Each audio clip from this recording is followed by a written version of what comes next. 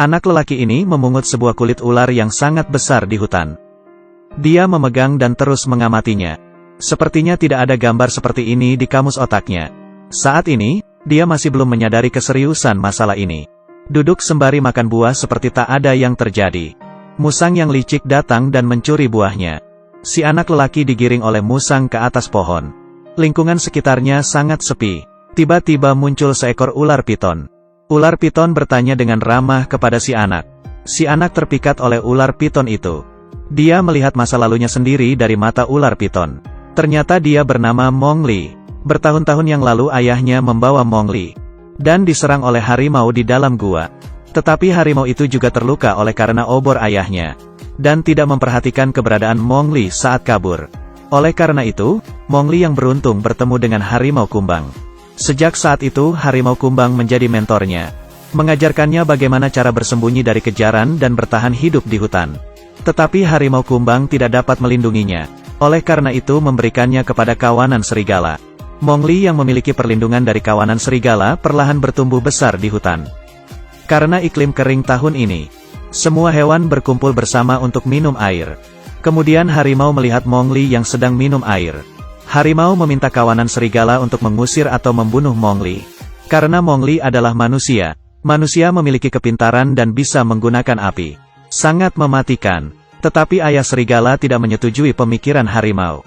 Karena keberadaan kawanan serigala, harimau juga tidak bisa berbuat apa-apa dengannya. Oleh karena itu Mowgli lolos dari malapetaka. Tetapi ayah serigala tahu harimau tidak mungkin menyerah. Oleh karena itu meminta harimau kumbang untuk mengembalikan Mowgli kepada manusia. Sewaktu dalam perjalanan turun gunung akhirnya benar-benar diserang oleh harimau.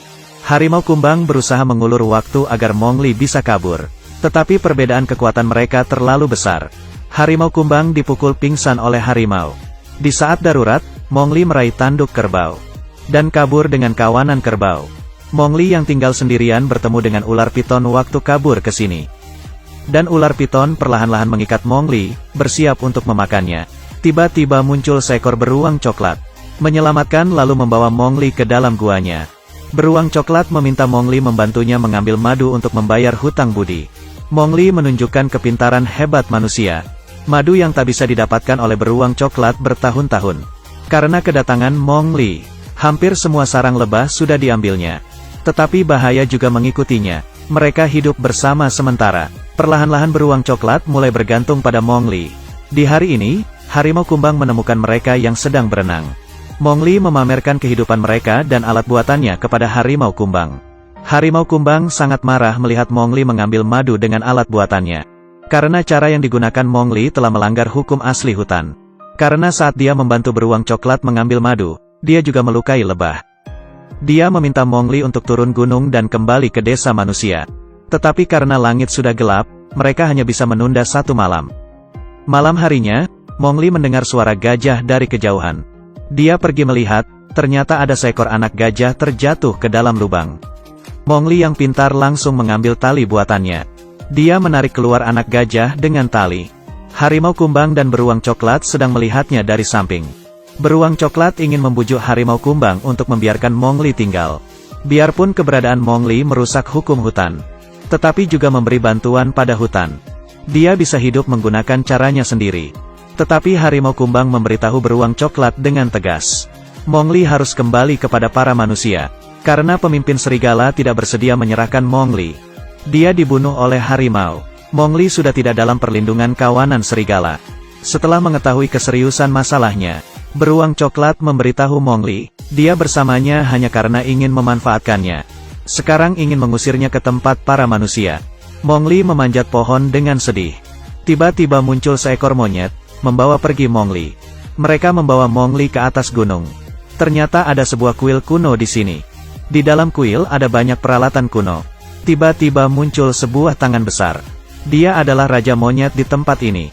Raja Monyet memberitahu Mowgli bahwa kawanan monyet bisa melindunginya. Tetapi harus menggunakan bunga merah, yaitu api, sebagai syarat pertukaran. Tetapi Mowgli yang sejak lahir besar di hutan tidak mengetahui apa itu api. Oleh karena itu Mowgli tidak bisa menyetujui Raja Monyet. Raja Monyet marah dan mengancam Mowgli. Dia harus memberikannya bunga merah. Saat ini, beruang coklat muncul dan mengeluarkan suara besar untuk menarik perhatian Raja Monyet. Sedangkan harimau kumbang membawa pergi Mowgli dari samping. Tetapi tetap ketahuan oleh seekor monyet. Kemudian Mowgli dan kawan-kawan memulai adegan Temple Run-nya. Biarpun tubuh Raja Monyet sangat besar, tapi dia sangat lincah. Dan dalam sekejap menutup jalan keluar Mowgli. Raja Monyet memberitahu Mowgli bahwa tidak ada gunanya kembali ke kawanan serigala. Ayah serigalamu sudah mati. Tidak ada yang dapat melindungimu.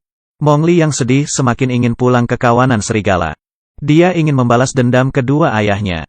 Oleh karena itu, dengan tubuhnya yang lincah Mowgli kabur dari kuil. Kuilnya rubuh dan Raja Monyet tertimpa reruntuhannya. Mowgli yang berhasil kabur berpikir. Dia tidak bisa mengalahkan harimau hanya dengan kekuatannya sendiri. Oleh karena itu dia teringat oleh api. Mata harimau terluka karena api. Dia datang ke desa manusia untuk mencuri obor api. Sembari lari sembari meneriakkan nama harimau. Tetapi Mowgli yang berhati baik tidak mengerti cara menggunakan api. Api dari obor di tangannya berjatuhan di sepanjang jalan. Akhirnya dia tiba di atas gunung dan menemui harimau. Harimau itu mengumumkan tentang kejahatan manusia di depan para hewan. Mereka bisa membakar hutan dengan api dan melukai semua hewan. Mowgli yang polos malah terkena jebakan harimau. Langsung membuang obor api. Harimau bersiap untuk memusnahkan anak manusia ini.